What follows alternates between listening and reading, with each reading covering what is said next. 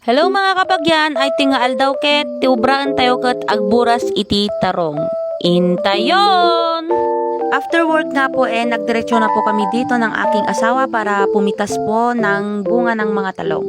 At sabi nga pa po niya sobrang dami daw po ng bunga. Sabay sabi naman niya na baka naman daw talong ang aming ulam. Sabi ko naman sa kanya wag ka nang magreklamo kasi ako kahit araw-araw pa yung talong mong ulamin ko hindi ako magsasawa. Sa totoo lang mga kabagyan talagang araw-araw ng talong ang aming ulam pero hindi pa rin ako nagsasawa, hindi ko alam. Lalo na kapag torta, ay na, Diyos ko, hindi talaga ako magsawa dyan.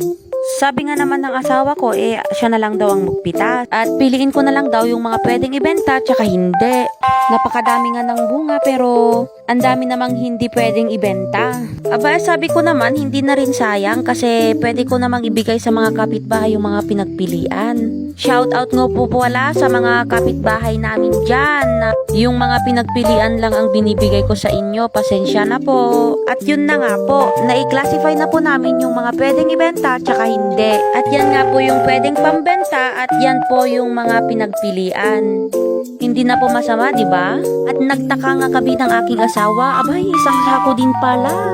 Hindi na rin masama kumpara dyan sa mga pinagpilian. Madami na naman tayong pantorta. Nahalata ko nga lang po parang may green-green pa yung talong namin. Sabi nga naman po ng mga matatanda ganyan daw pag kulang ang tubig.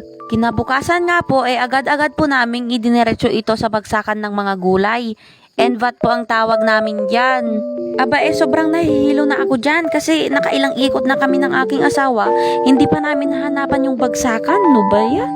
Matagal na nga po kaming hindi pumupunta ng Envat kaya naninibago po kami.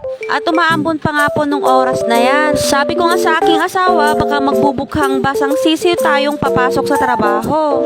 At eto na nga po, 39 kilos po lahat yung talong namin. O diba, at least may pabili na tayo ng bagong at asin. Hanggang dito na lang po. Salamat po sa panonood nyo kay Manang Bagyang.